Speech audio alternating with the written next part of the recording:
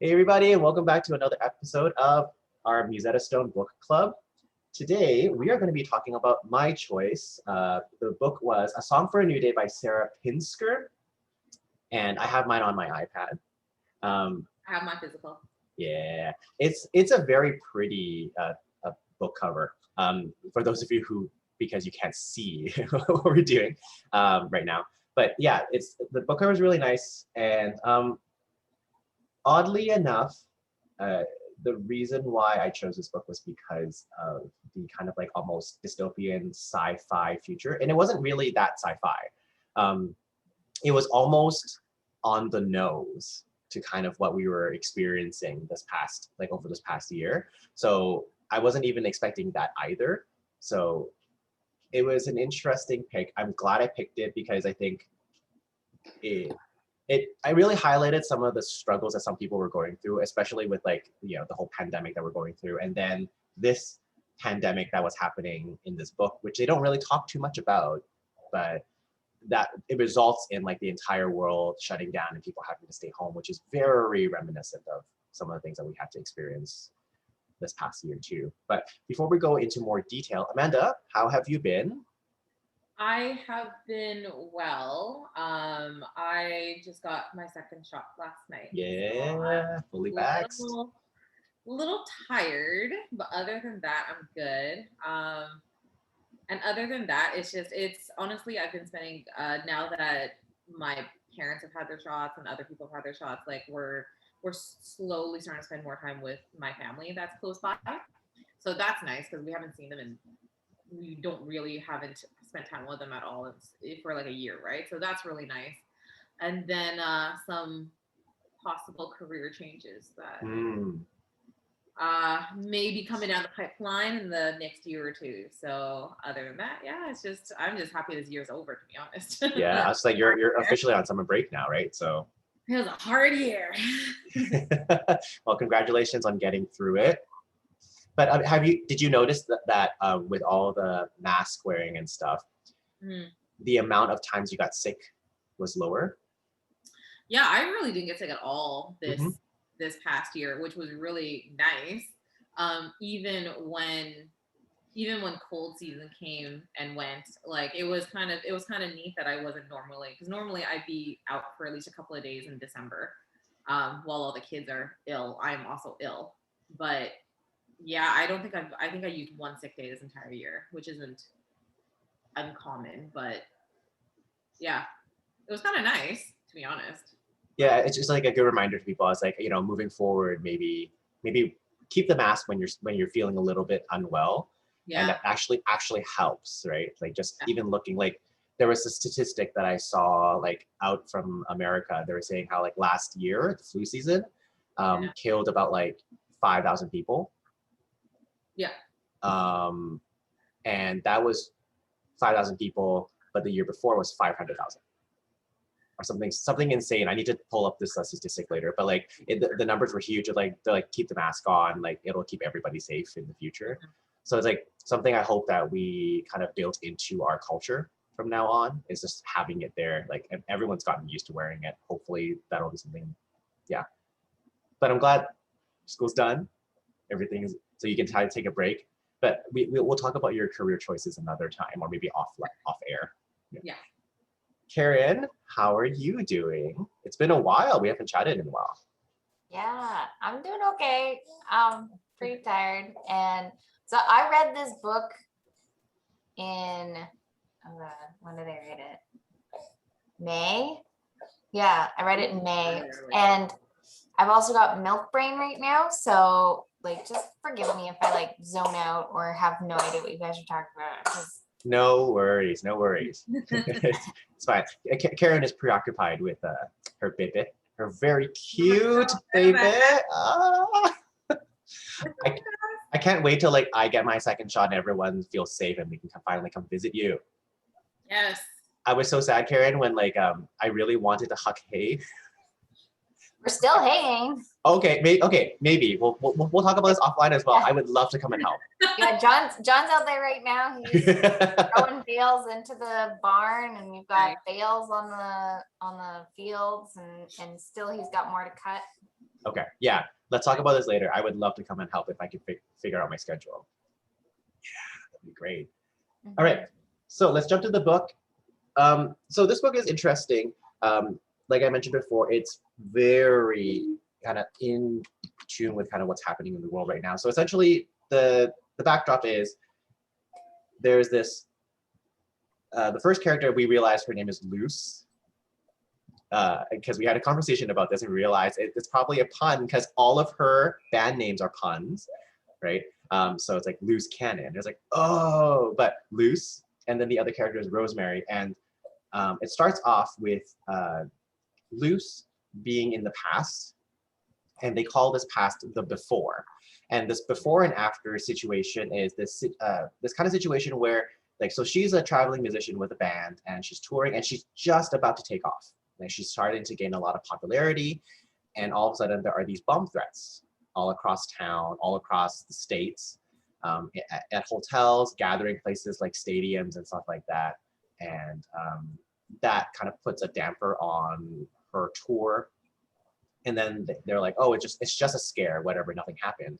And then the next day there's a huge bombing at a stadium, and then that kind of shuts down the entire country.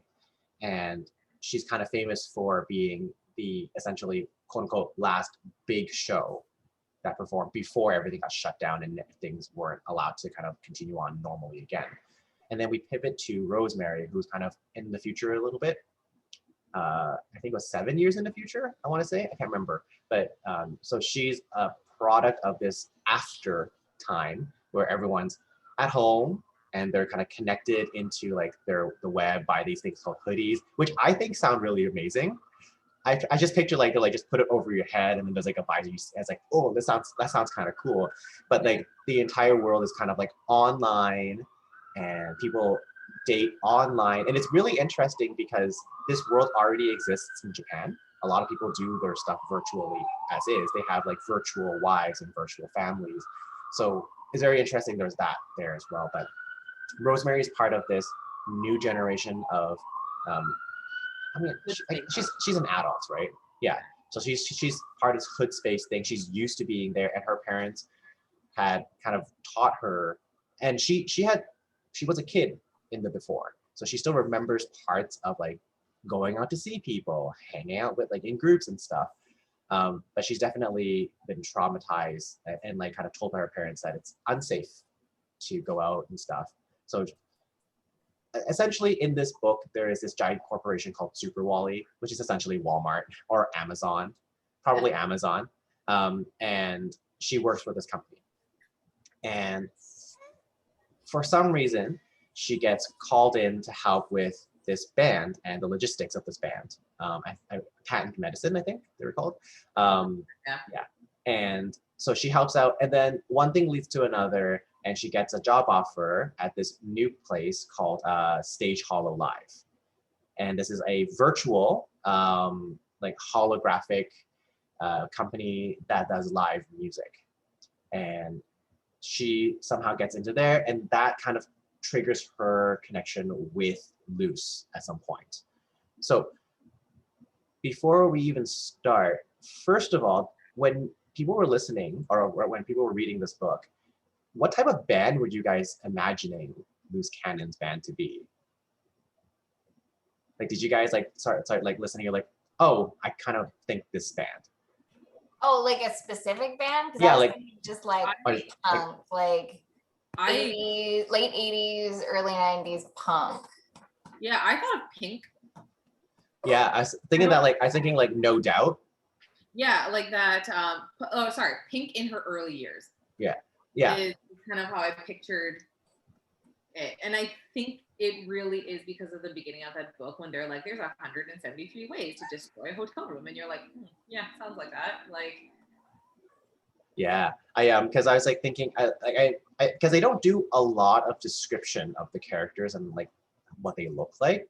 Yeah. But it was like, you're right. It's like through kind of like how she kind of presented herself and how her band was and everything. It's like, oh, this is kind of fun. Yeah.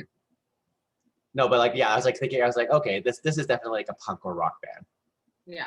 Yeah, traveling in their like, like 10-seater van, sleeping in the van and stuff like that. I was like, oh, this is like, I like that. That was like a good detail, because like a lot of bands start off like that, right? They just go to the next gig and then go to the next gig, and sometimes it's just enough money to pay for the hotel if they get a chance to do that, right?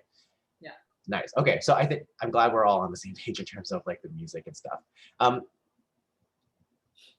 In terms of the, I guess, like characters and stuff, I mean, I don't know. I never played in a band, so I don't know how real it is. But how did everybody feel about the character design and how they were written? Do you feel like they were real enough? Did you connect with them at all? I think I connected more closer to the end of the book than in the beginning. I also had like a week hiatus between like the first half of the book and the second half. So maybe I just paid more attention to the second half.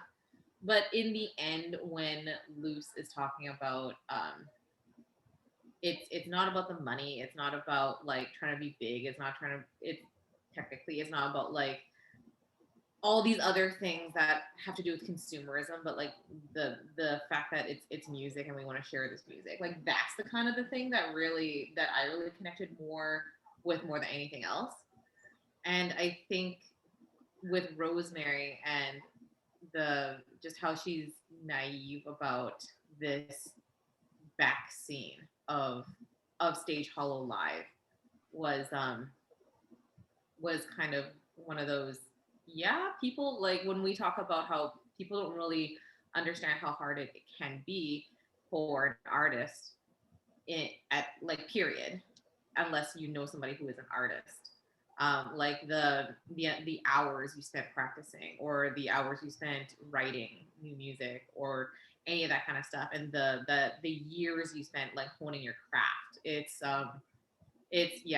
that's kind of like what I connected to when it comes to those two as mains. Yeah.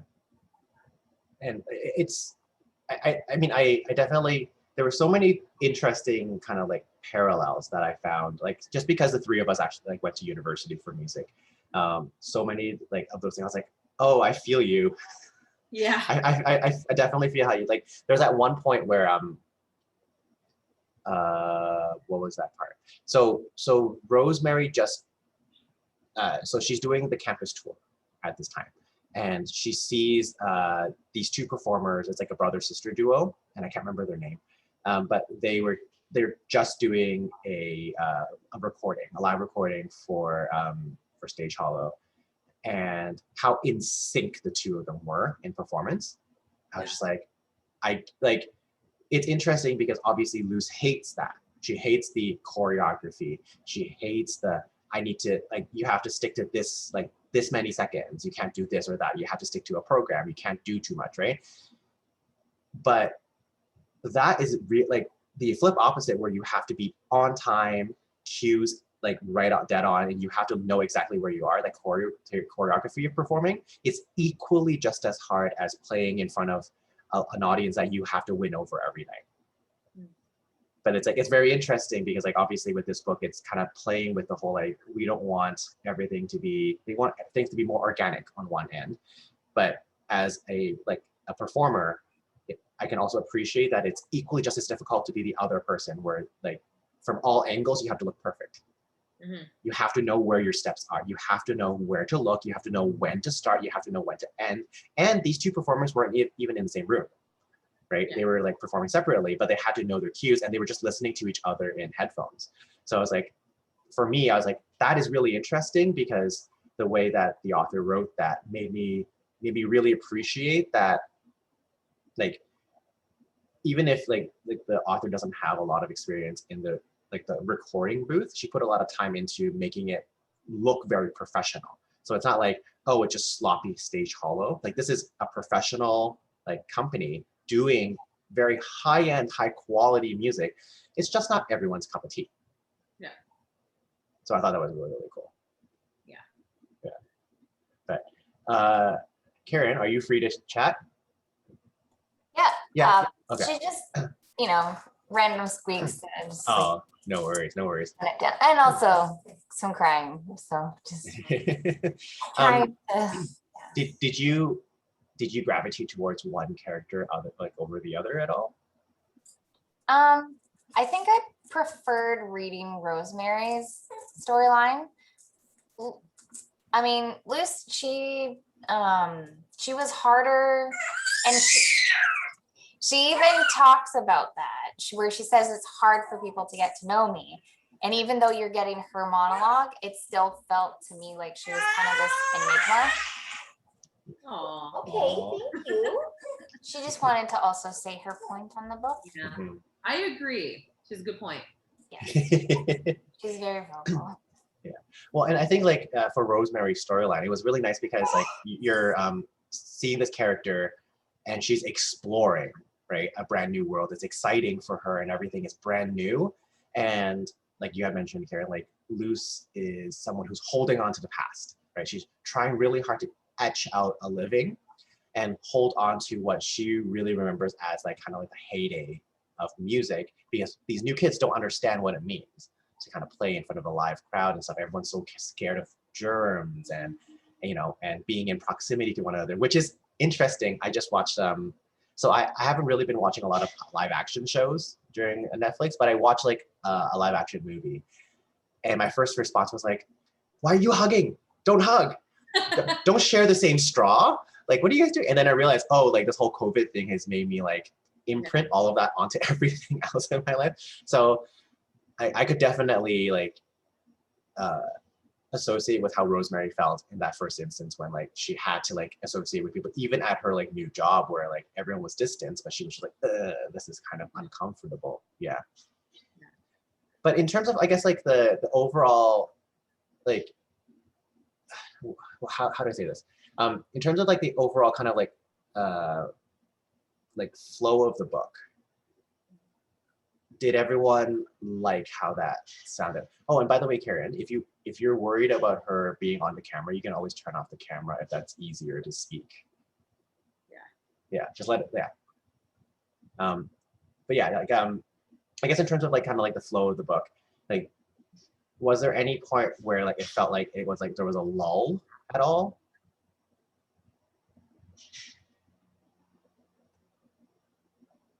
Because I'm trying to like think, as like the book was short, which is nice. I found it really hard to get into it at first because I don't know what it was about that first chapter where they're painting the hotel room. Yeah. I had actually taken this book out before when it first came out. I took it out of the library and I read the first chapter and I went, I can't do this. Like, this is not for me. Maybe another time, another time. But I remember I reread that chapter and I was like, that's why it's weird. It's really weird. And the idea for me of like going in and like destroying property, it bothers me. I don't know, whatever. And as soon as we got to Rosemary's bit and she's talking about hoodies and stuff, and I'm like, I don't know what we're talking about. So it's just those, I think it was just the first two chapters introducing the two characters that I just was like, this is gonna be so hard. And then after that, it was almost like the writing got easier and the storyline made more sense, but it was really difficult. And I don't know if you guys found the first two chapters kind of really alienating. Yeah, no, I agree. I think I read the first chapter about 3 times before I could like push myself past it. Yeah. But like personally, I don't know why. I think with me, once I got my head wrapped around that it wasn't so much that the book is not so much about the music, but the musicians, it made it easier for me to read. Because for some reason, I don't know why, I went in thinking that it was more revolved around like the music, as opposed to it actually being about Luce and this struggle that she has throughout the book, and then like Rosemary and like I don't know why I had that thought in my head, but once I got to that, I'm like, oh yeah, okay, and then that made it much easier to read. And like I said, the second half I found more engaging than the first half. Mm-hmm. Like once Rosemary got to 2020, that's kind of where it started to pick up for me. Mm-hmm. Yeah, because that's where they first meet. Yeah, well, the fact that she finished at Super Wally, and she has like the place where she's supposed to go. I can't even think of it. The Stage Hollow. Yeah, well, she got to Stage Hollow. She finished all that kind of stuff. It was kind of like, okay, now we're seeing more of what the author was trying to say as opposed to before. I don't know if any of that made sense. No, yeah, that totally makes sense. I agree with you guys. That's why, like, that's why I was worried at first. I was like, oh no, I might have picked a dud, because those first couple of chapters didn't really make sense. Because I was like, okay, on the one hand, there's Luce, and they're playing music, but they don't talk a lot about music. They're just talking about how her career ends because of this, like, terrorist, like, potential terrorist attack or whatever, right? And the world shuts down. And then there's Rosemary, who is essentially customer service. And I was like, wait, how is this supposed to be about music? I don't understand. So like the first part of it was like a slow roll into some of the more kind of like more interesting things. Like, for example, like once Luce did her final big show, right, at the Peach, I think it's called. Like there was a sound engineer there that was talking about like instrument brand names and like, you know, equipment brand names and like where to put this and where to put that. Like, do you want to do, I was like, oh, this is interesting. There's a little bit of like that background information on like how bands want to like work together and play together. That's cool. But then you go back to Rosemary's character and you're like, what does Super Wally have to do with music and stuff? And then, like, yeah, you're like, once it got into that, like, the Stage Hollow Live area where you're like, oh, because up until then, you didn't know that she listened to music. They didn't say anything about her appreciating music at all, right? But then you understand, you're like, oh, this is exactly what Stage Hollow wants. They don't want people who have, like, very strong feelings about music. They want people who are fresh and naive, just like Rosemary, because they need her to do a very specific job. Right, which is like, you know, once we get to the 2020. But yeah, you're right. Like the first like couple of chapters, I was just like, oh, I hope this is gonna get better. But yeah, I mean, go back to the loser for like comparison's sake. Yeah, we all did. Not the loser. Sorry. I mean, the Loser is a really good book. I've heard in German, but it's still good. It's just. But yeah, no, like. You're right though. I think it's like once the two characters finally meet at 2020, because like up until the 2020, it was Luce kind of like going home, renting a house with like other roommates, and then like trying to play music, and then like there's this like huge special about her band being the last band playing in the before, and then she becomes a one-hit wonder, and she hates being associated with her song Blood and Diamonds. And I felt that because I'm sure like there's a lot of like performers out there like Carly Rae Jepsen who just don't want to be associated with Call Me Maybe, you know, like, and I was like, this is so cool, like to be able to have a character where they talk about the continued like they understand they're making a lot of money off of these royalties. If it wasn't for that song, she wouldn't have bought the 2020. She wouldn't have been able to buy those townhomes, right? But she hates the fact that everyone remembers her for that one thing. She's like, listen to my new stuff. And I was like, oh, I feel that. Yeah. That was really interesting. Yeah, but like what so we talked about the 2020. So the 2020 is I'm assuming 2020 as in like, you know, 2020 vision. Like, you know, like see what's going on, right? Kind of stuff. So we get to the 2020 and Rosemary is sent by someone who used to know the 2020 because he was part of an older band. I can't remember his name, but he was, Aran, like the yarn. That's what I remember. Yeah, the yarn. So he tells her to go there, and she goes there, and she thinks she's like scouting for new talent. And we know from like reading about her story that she actually has no idea what she's doing. She doesn't know what it means to like find a good like potential band for Stage Hollow. She's just kind of sent into there like all naive and like she doesn't really understand. So this is where the two characters kind of finally meet, like they finally cross paths. And I think it's really cool in the sense that they're both naive in the sense, right? Rosemary is naive because she doesn't know what she's doing. She doesn't know what she's getting herself into. She doesn't really know what she's looking for. And Rosemary is naive because she just thinks that she could just welcome anyone, right?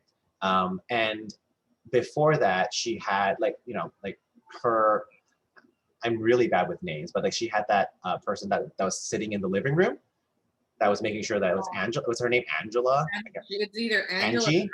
or Angie. Yeah, like, and Or she was always, something. yeah, she was always just like, you can't just accept people. Like you have to be careful. You have to be careful, right? But it's really interesting because like we always we look at Rosemary as the naive one, but there is a sense of naivety to like Luce as well, with the thing that she just thinks that like she could just get by. She can just do this all the time and people will accept it and it'll be okay and stuff.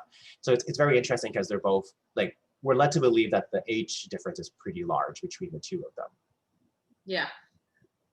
So I think it's really cool because like, I mean, like Rosemary must be like what, 18 or 20, like for like, I would say like early 20s because I feel like she's had her job for quite a few years now, and she's gone out on her own, and like I feel like she was always like about 21, where you're just getting out from under like your parents and their house and stuff like that, and you're looking for that independence. But you're right, I think Luce is probably like later 20s, early 30s, just chasing after this dream that she's always had, and fortunately with this pandemic happening or in the book.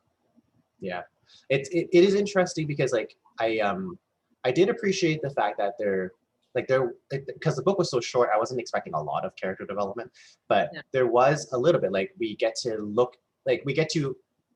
directly see how Rosemary's family life is because she's living through it.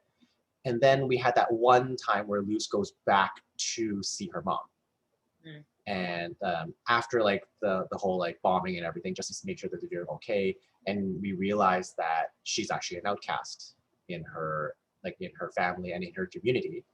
But it's nice to have like that little bit of a snippet to kind of show like, oh, these characters are this way, but it's because of the choices that they have made or are making right now. Yeah.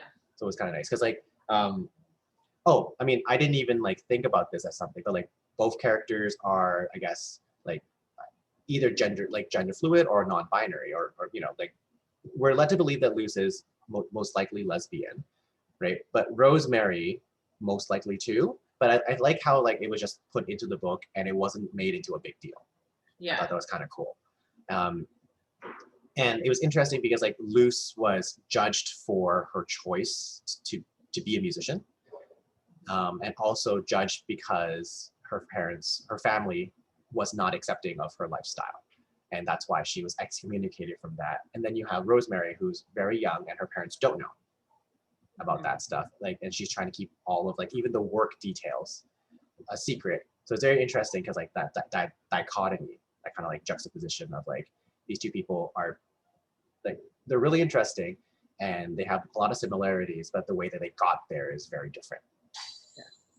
I find that there was a lot about this book where I was like, I'm reading through and I'm like, that, not that it hits home, but I'm like, that is such a hard truth that, and it wasn't just the music stuff, but like there's, I don't know, these little kind of snippets of sentences where I'm like, wow, that is ridiculously truthful for certain situations or for what we may be experiencing now or before. Like there was, I remember this, there was when Rosemary had her freak out in the crowd because the first time she was in that basement, and I'm thinking, there are so many people I know right now that have social anxiety because of the pandemic and just not wanting to go out in public. Like I have friends who are like, nope, not going anywhere until everything is like completely settled, gonna wear a mask forever, gonna do this. And that heightened idea of everything is covered now in germs because that's, you know, what we've been living in for the past year. And the idea that we a lot of those shows are built on that idea of trust and care. between band members and even the audience and stuff like that. Like it's kind of crazy because I'm reading through it. I'm like, this is shockingly insightful at certain points. And the one that I remembered was not everything was meant for hood space, and the idea that there's something about going to see a performance live that would never compare to like listening to it on a recording or on TV. Like there's something about, but again, speaking from a musician standpoint, as opposed to somebody who's never done or performed before, like there's something about a live performance when you go and you experience it versus listening through headphones or watching through a screen.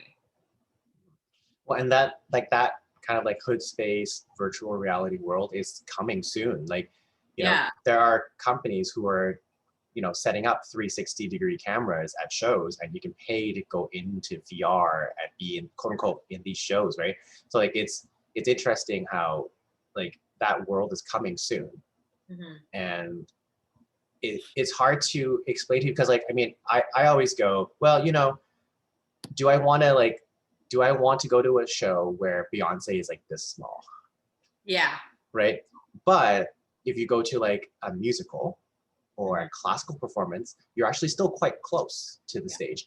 And there's nothing like that. Like I try to tell my students, I was like, I like in a world right now where everyone is putting a lot of musicals like, onto like into production, into movies and stuff. I would still say, even if like the film itself is like a 10 out of 10. Yeah. Like it's one of the best experiences. It was really, really done well. It's still better for you to go to a like 7 out of 10 live show.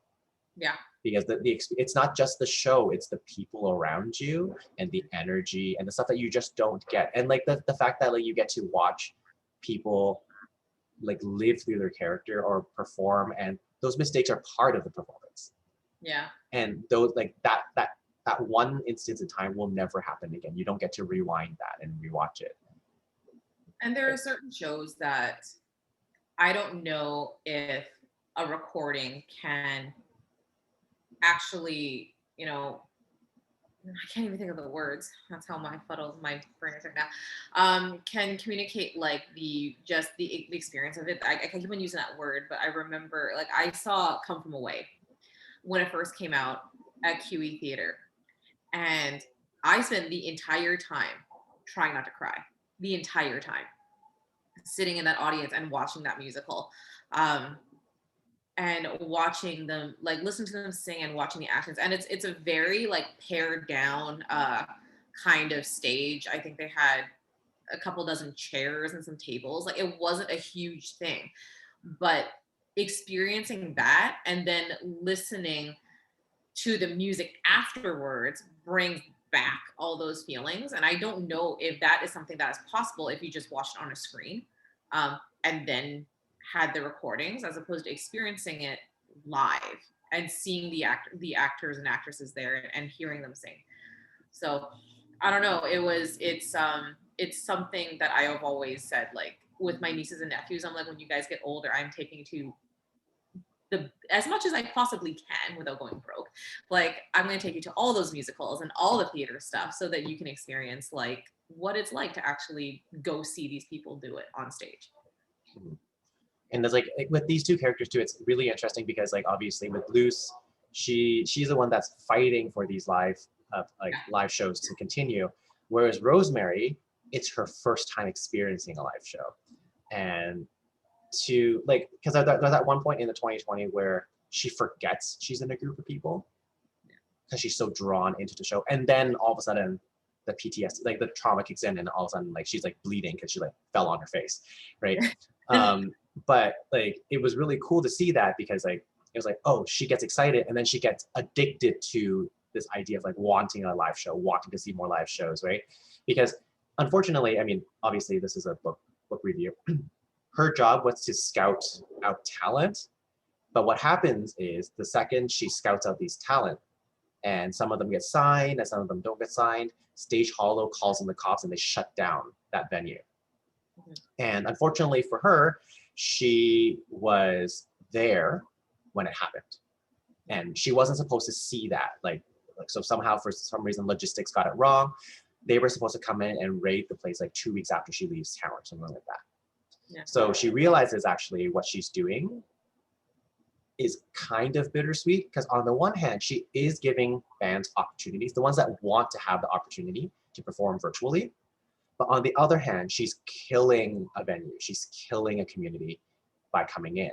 So she both represents the opportunity and kind of like unfortunate kind of like downside of a large company, right? Yeah. Knowing that they have something that they can sell to people who want it, and knowing that they have the power because now they've infiltrated. So she's kind of like both a good and bad guy, which really sucks.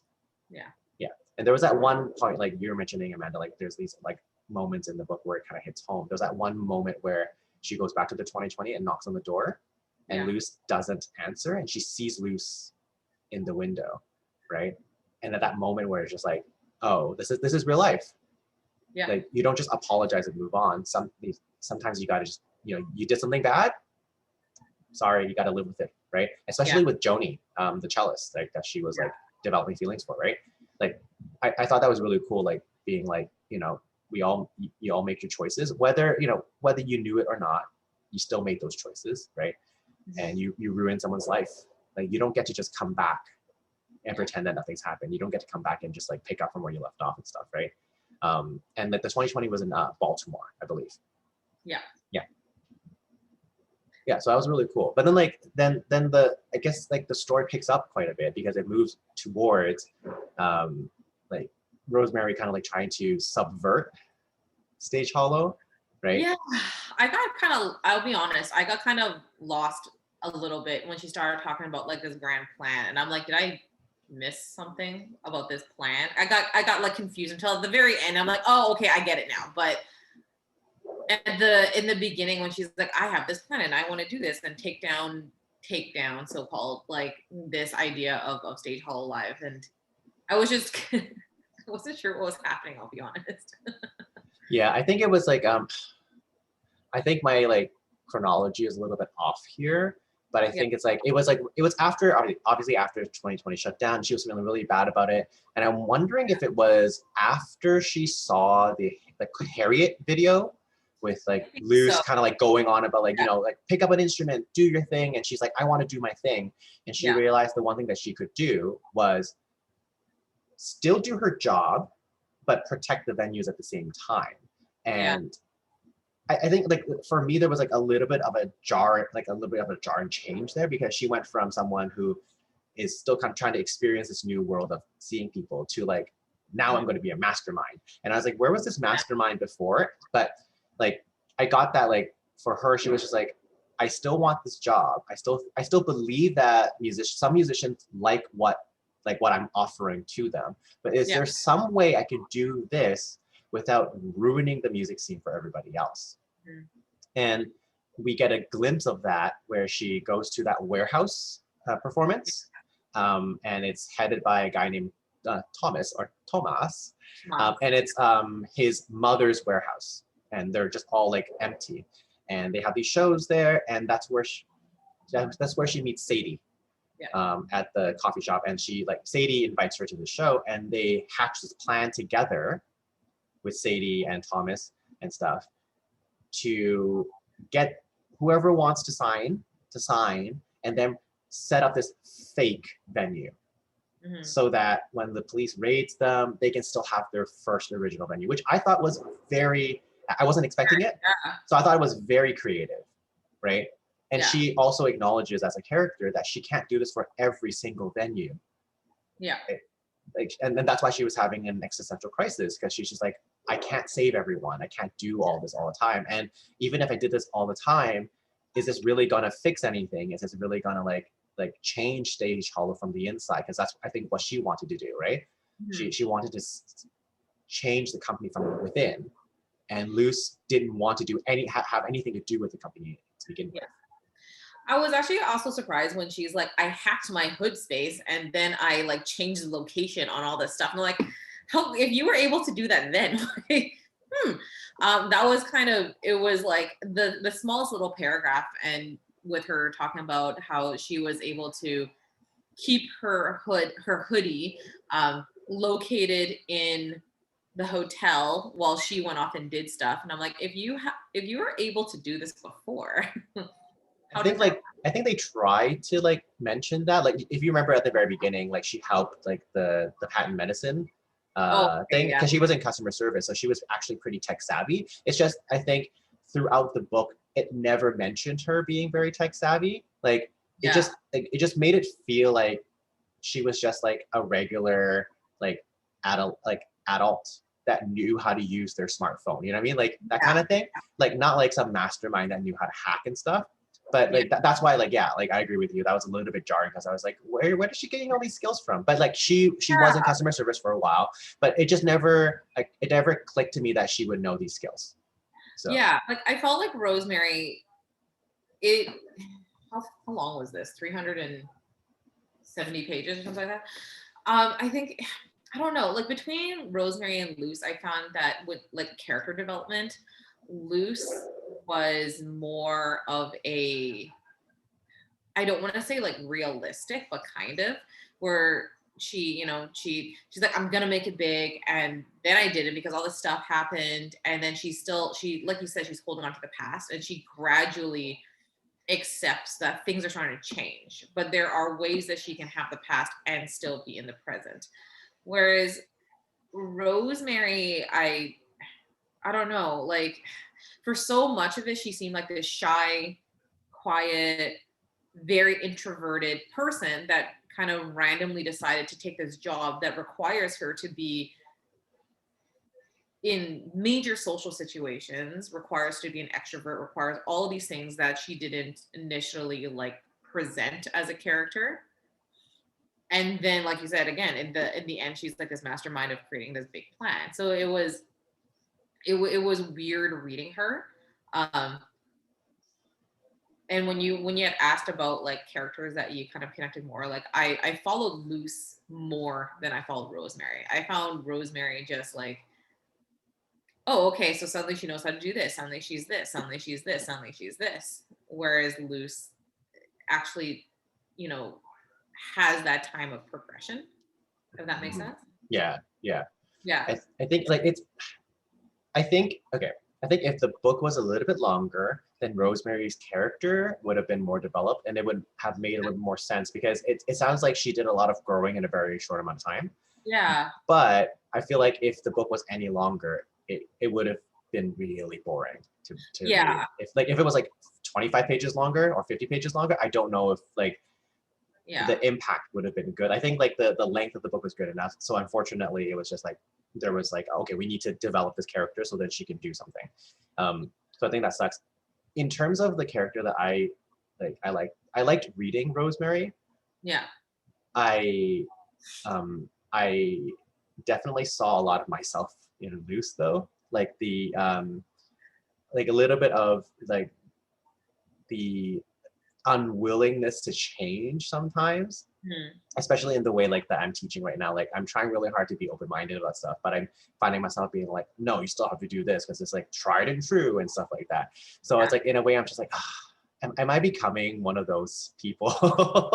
But that's why I was like, even though she frustrated me when I read a part of Luce's character, I realized the reason why it frustrated me was because that was the part of like my musical career that I was frustrated about as well. So I could understand. It's like, oh, of course, I would never want to be associated with just one good thing that I've done. Yeah. Right? Of course, I don't want to, I don't want to be struggling all the time to try to legitimize what I'm doing, try to do all these things. And all the thoughts that she would have about stuff and how she just was unwilling to try new things, unwilling to do those things. Like I totally understood where she was coming from. Yeah. And I was like, oh man, that hit home a little bit too close. Yeah, but even as an educator, like I get that where you're going through and you're like, but I know this works. This has worked for so long, and the kids like it and blah blah blah and all this kind of stuff. And it's hard to try and adjust that when you know that it works for at least like 90% of your kids. Like every year I go through some of my units, I'm like, okay, I'll change some things, but realistically, like a lot of my unit plans kind of stay the same because I'm like, it's tried and true. but the acknowledgement that things do need to change is already like one of those steps, as opposed to straight up refusing.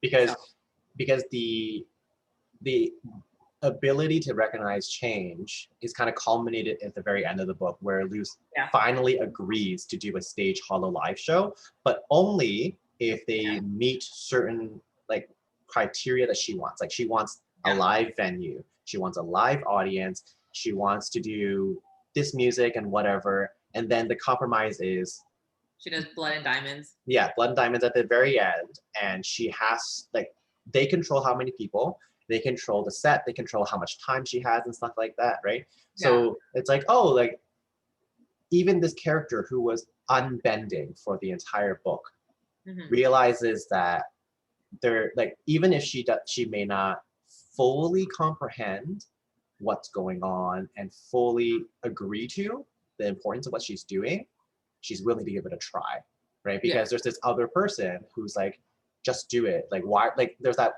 when they're in the barn, right? Where they're yelling at each other. It's like, why are you so stubborn? Why are you so naive, right? So yeah, like that was the barn. Remember, like the one where like they walk through the cow patties and stuff, and then there's like hidden venue, and then Rosemary's there, and they're just yelling at each other, and people are jamming on fiddles, and they're just like looking at them, being like, what's going on? But it's interesting, right? Because like both those characters, like at that moment, grew a little bit. Right, because like Rosemary was so caught up on helping and helping and helping and helping, she wasn't really listening to what people wanted in terms of like what they wanted in terms of help.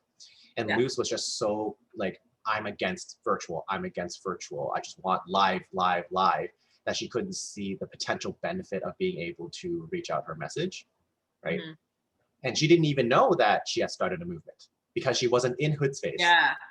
The idea of the non-com was really interesting. Was a really interesting thing when she's like, I took off my hoodie. Like, this is the first time I've been non-com, and I was forcibly pushed into non-com because Rosemary got mugged, right? So she had no phone, she had no hoodie, she was literally could not contact anybody. And I'm thinking of that as I'm like on Facebook and like texting my friends and being like, I wonder what it would be like if we just did that. Because you think about stuff like blackouts and people freaking out because they don't have Wi-Fi or they can't call anybody or anything like that. And you think of the people that choose to go off the grid. I think of how different it would be. Like, I mean, look at us now. We're all connected through this Zoom, and how different it would be if we just kind of sat in the same room that we've always talked about, sitting in the same room and doing a book review. So the non-com thing, I was like, oh my God, non-com. What about that? It is very cool. Like this, like I said, like the novel was short, and there were so many things that were happening in the book that I was like, oh, I wish like there was a little bit more information on that. But you're right. It's like in a world, if everyone was so interconnected like that, of course there would be people who would be against all of that. Right? Of course, like I mean, like even now, it's like if I want to contact someone who's like over 70, like I'll most likely need to either like physically actually call them, or send them a piece of mail, because we will not answer their email, right? That stuff, right? It's really interesting that like that was kind of shown, because you're like, okay, this would be real. There will be people out there who would be totally against this, and those people will most likely be the type of people who also love live shows, live concerts, congregating, gathering together, right? Because they don't see the value in this kind of virtual, no one touches anything, sterile type of space that people are creating on, like, I thought it was really, really interesting. And I think with like, I'll be honest, with this book, I wasn't wowed by the plot, but the stuff that she writes about is I think what makes this book for me. The idea of that, the crowd phobia, the idea of being non-communications, the idea of live versus virtual. Like, it's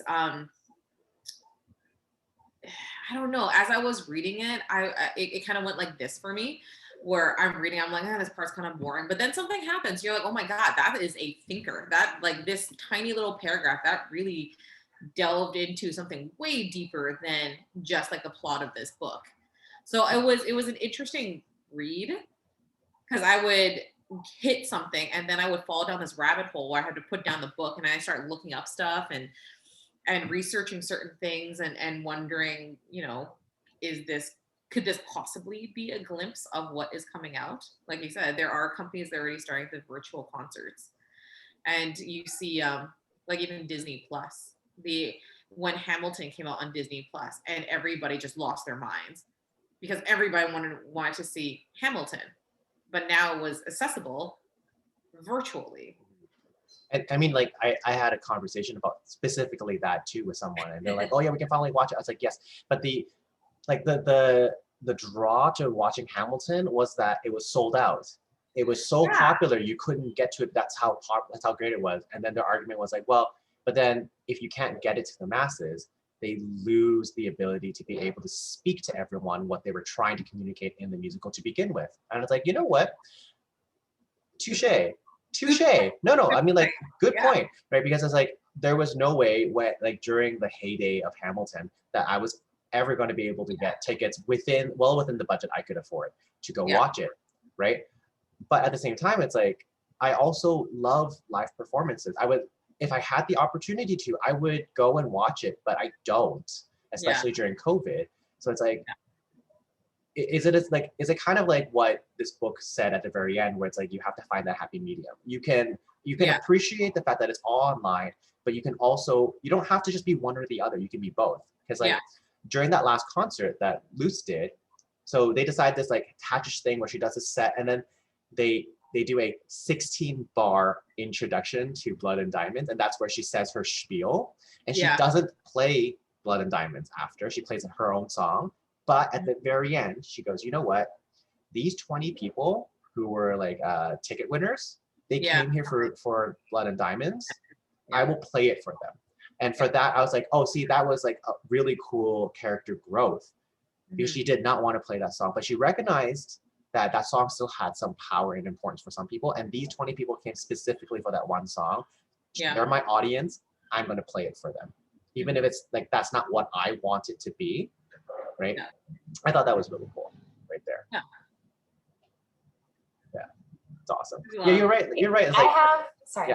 Yeah, go ahead. I have a musician question. Ooh. Because I think this happened a couple times, and I thought, I'm not sure because I don't know if either of you really play strings or anything, but it was described that Luce got so into playing that she breaks strings. Scrape her fingers down to the cuticles and break all of her fingers while she's or break her fingernails while she's playing. No, that confused me. I'm like, there's only so many strings on a guitar. If you take off 5, how many notes can you really play?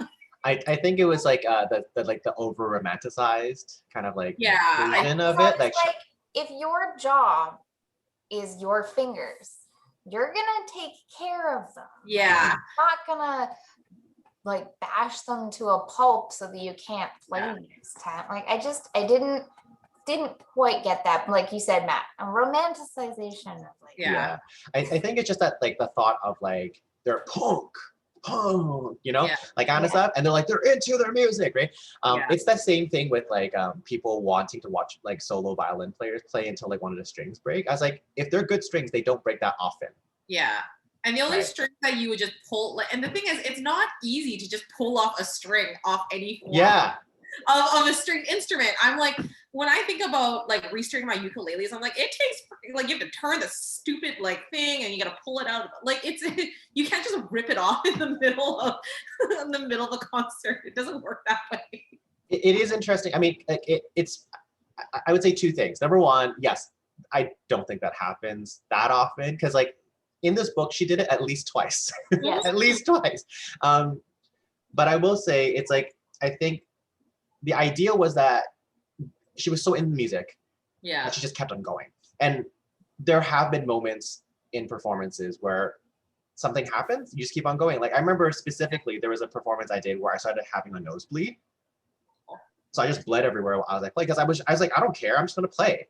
But like I wasn't gonna like just hold my nose. Like, you know, I wasn't gonna stop it. Because I was like halfway through a movement. I was like, I want to finish this movement because I love what I'm doing right now. So like this is not me breaking keys, but it's like you're bleeding all over. But you know what I mean though, like there are certain times when you're playing something Yeah. and you're a little bit uncomfortable, but you're like, I'm gonna play through it because I'm feeling it right now and I like what I'm doing, and like it's kind of like that, right? Where it's like when your lips go, like when your lips go numb, or like when my callus started to like bleed through, and you're like, nope, I just gotta make it through. It hurts like hell, but I just want to get through it. Yeah. So I think in terms of that, it's like you push that performance because you're kind of like in that moment. I have to say, maybe it's because I was taught classically. I was never taught to just like recklessly abandon, you know, when I play. Yeah, no, so I don't think I've ever been in a situation where I was allowed to do that. But I do know that for a lot of like bands and a lot of quote unquote non-classical performers, that's what they love, right? Yeah. They love getting to that point where they're so into their music, they're so into their performance, they're so into the crowd, the energy, that they just forget sometimes. And then they look down and like, oh, my hands are shredded. Yeah. Well, I was gonna say, I will say, like, unless she's playing like acoustic guitar, there's a pick, or like you know, those plastic fingernails you can use. I don't know why she's shredding up her hands. So right. But you know what, you see it in like sports too, when they're like, yeah, I didn't realize I broke my toe until like I finished the game and my foot was swollen twice to the size. And you're like, yeah, I can relate to that. When you're playing and you don't realize your hands are starting to cramp until it's done. Or like you said, like a nosebleed or anything like that. You just kind of, it's an interesting idea, the idea of like just pushing through. And I think in some ways we're kind of losing some of that, the idea of just kind of not sucking it up, but a little bit, like your limb isn't falling off. You can still get through the next 30 seconds. That was an interesting point here. I have another point. Like, so when Luce was operating the 2020, they had like concerts, I think it was it every Wednesday and Sunday, I can't remember, it was like twice a week. And she was saying how every single time there was an audience, she would try to wow them with something. Just constantly new material, doing something different and stuff like that. Do you feel like that is realistic in a sense that like, can you see yourself or people in a situation where they're pushing themselves like a lot, right? Trying to come up with just new material constantly, because for her worry is it's the same people. So she doesn't want to play the same music, but she does want to play all the time. So she's creating all this new material. Like, what are your thoughts on that? But isn't that the question of quality versus quantity? I don't know. I feel like there are people that could do that. Like I look at some of the books or some of the authors that I have, especially because I'm a teacher librarian. Like there are authors that print or publish new books every single year. 2, 3, 4 books every year, and they always come out, they're always bought because it's mass produced author. And then you have those authors that, you know, they write one book every decade, or artists that release a new album once every like 5 or 6 or 8 or whatever many years. I think that if there are people that can do that and produce like good quality stuff at a quick rate, all the more power to you. But because jumping to a completely different medium, everyone knows Vincent van Gogh, right? And his stuff. So if people don't know, he actually became a painter in his 30s and then died 7 years after. All of his work is within 7 years and within the last 3 years of his life. Yeah. He created like over like 1,000 paintings or something within the last 3 years of his life. That's like one a day, like at least one a day, right? So it's like we look at that, like, and I mean, like he created a very unique style of painting himself, but like in a sense, it's like, yeah, you're right. It's like, yeah, it is quality over quantity, but some people can do it. I mean, look at this one artist. He created like Starry Night during those last 3 years of his life when he was in an insane asylum painting. Yeah. Right. Yeah. And it's like, it's hard. And I think you can fall into a pretty like easy slope into like, okay, churn it out. But yeah, if you can do it, if you are one of those people that can produce quality work in a short amount of time and you can continue to do it, good for you. Yeah. And Karen, at one point, you were doing a little series where you were recording different performances. How do you feel about that? Like, because that was a lot of music that you had to learn like every week, right? Oh, no. No, I wasn't learning it. I was playing stuff that I've already played. So I was only finding things that I had previously played before, but never like, I never polished anything. It would just be, oh, I'm just going to pick up this book and flip through, and I've tagged things. And so there's songs that I've played a lot. So they're not, it wasn't me learning anything. It was just me like, this is what I play. I don't know.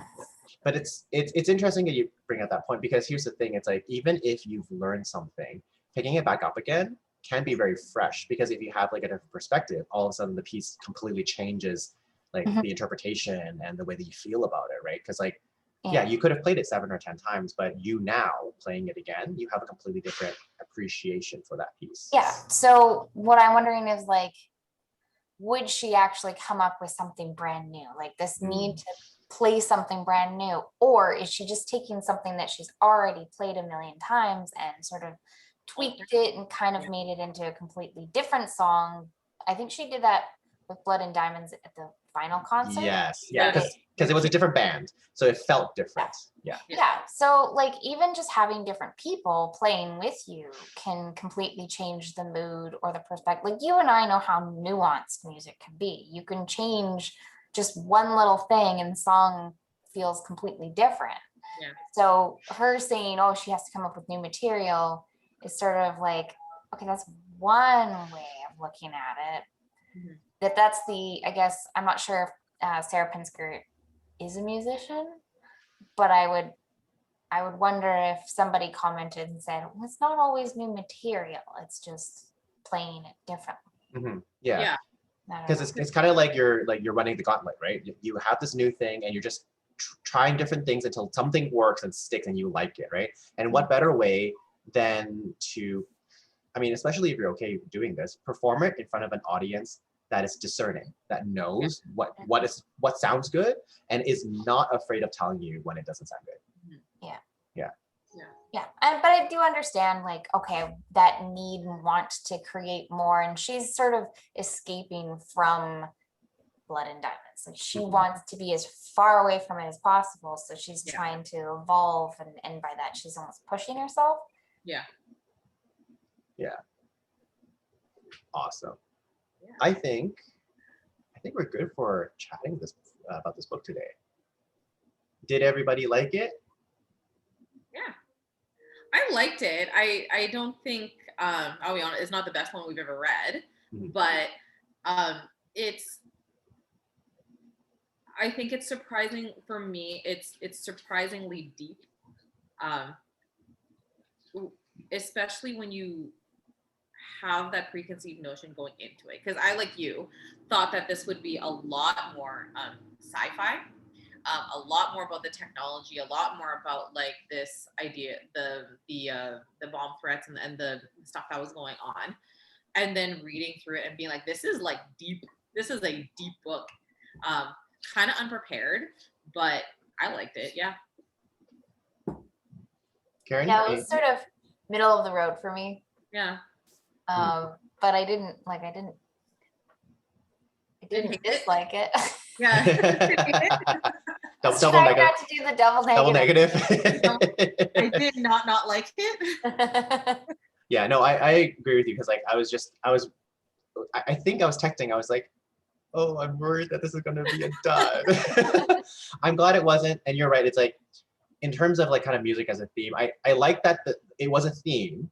It wasn't anything like what I was expecting it to be in terms of a theme. But I did like this conversation on like virtual versus reality, like underground music versus like mainstream music and stuff like that. This whole idea of like even in this world, like, I mean, I wasn't even expecting it to be so on the nose with a lot of things that we were experiencing right now with COVID. So I was like, oh, interesting. I want to say that I picked it because of that, but I didn't. I was just like, lucky. okay, at some point they used the phrase "the new normal," and I was like, yeah. And she throws it, and because she is the author, is a singer-songwriter, like the little like dots of music that she puts in when Luce is like, yeah, that feeling of going for like the 1-4-5 chord progression. Yeah. Yes. So you give those tiny little things for people who are within the music community. Okay, so she is a musician. She is. She's a singer-songwriter who has toured behind 3 albums on various independent labels. Yeah, and this is her first novel, I believe. This is her first novel. Yeah. So it's because there were definitely times where like she went into detail with like even like even the equipment and name brands of stuff. Like I was like, okay, like either she has someone that she knows that knows this stuff, or she knows it, but she does know her stuff in terms of like how to put a big piece of like band together and stuff. So I thought that was really cool. That was really cool. Yeah. Yeah. So it's like this happy medium where it's not like the Chimes where we're just like it's all jargon, and it's not like the Loser where it's like nothing, pretty much no music. Yeah. So it's like it's a kind of happy medium right in the middle. Yeah. Well, I mean, like I said, like I'm glad it wasn't a total dud. I agree with the two of you as well. It's not like I won't be picking this back up anytime soon. I think I'll read it again in a couple of years, and I'll still appreciate some of those kind of like deep thoughts in terms of like the reality of like when you cross someone, you cross someone. Some people never forgive you. Yeah. Some people are always like, some people are just never going to change from their ways. Some people are always going to want to be pushing for new things. Some people will see the value. Some people won't see value in things. So it's like a lot of that. And I was really appreciative of the fact that there was a lot of these, what in some other books would have been like, whoa, look at this. It's an LGBTQ book. This book didn't do any of that. It didn't sensationalize anything. It was just like, this is how it is. This is the world. These are how these characters are. That's it. And I liked how it didn't draw attention to any of that. It was just normal. It was fun. I find books that do that bother me because it's like, see, and you're like, no, you don't need to do that. You can just like be natural. Yeah. Mm-hmm. Yeah. So I appreciated that because like it wasn't like it caught me off guard. I wasn't, because they didn't single it out, I wasn't paying attention to it. I was just reading and like just like appreciating these characters as characters. Yeah. Like, yeah. I thought it was cool. I thought it was nice. I like that too. Yeah. Nice quick read. Yeah. Awesome. So that is our conversation for today. I believe that when we meet next, Amanda, is your choice next. Mm-hmm. Yeah. So, I mean, do you have anything? I do. Ooh. I picked this up before or immediately after this was chosen. So this is apparently a brand new book, I think, published in like literally this year, I think. 2021, and it is the revival of Opal and Nev. So this is a brand new. So Opal is a fiercely independent young woman pushing against the grain in her style and attitude, a Black punk artist before her time. Coming of age in Detroit, she can't imagine settling for a comfortable job. Despite her unconventional looks, Opal believes she can also be a star. So when British singer-songwriter Neville Charles discovers her at a bar's amateur night, she takes him up on his offer to make rock music together for the fledgling Rivington Records. So it's set in early 70s New York City. And decades later, Opal considers a 2016 reunion with Nev. So I guess, of Opal and Nev. Yeah. That's cool. Don't know. I think it just kind of popped up on my, when I was looking through, what's it called? When I was looking through Indigo. But I love the artwork and I love how like simple it is. It looks it's lovely. So pretty. Yeah. There's something you gotta say about like pretty covers, man. Like, well, I mean, like that's how I usually choose my books when I read them. How pretty the cover is. Yeah, and it's by Donnie Walton. Okay, let me write that down as well. There you go. Donnie Walton. Yeah. I'm writing it down right now. Yeah. Oh, it's fun. That will be our next one. I think it's actually shorter than this one. Oh, okay. 358 on this copy. I am glad that we have that rule of like like please, something under 400 if possible, please. Yeah. So it's nice because like these will be like nice and like easy reads. I love those.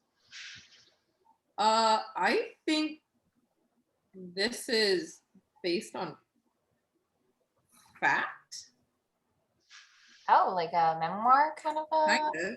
Because it says editor's note. My father, a drummer named Jimmy Curtis, fell in love with Opal Jewel in the summer of 1970. Oh, okay.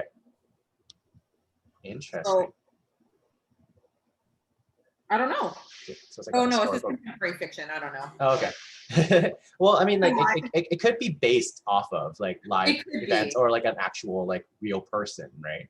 I feel like this is kind of based on a real person. I actually didn't look completely into it. I just saw it. I'm like, yeah, I'm gonna read that. It's okay. We'll jump into it and then we'll realize what it is when we read the first chapter, like in our previous book. Yeah. All right, everybody. Thank you so much for joining us on another episode.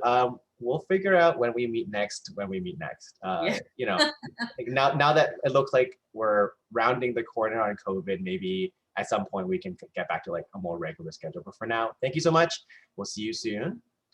Bye-bye. Bye.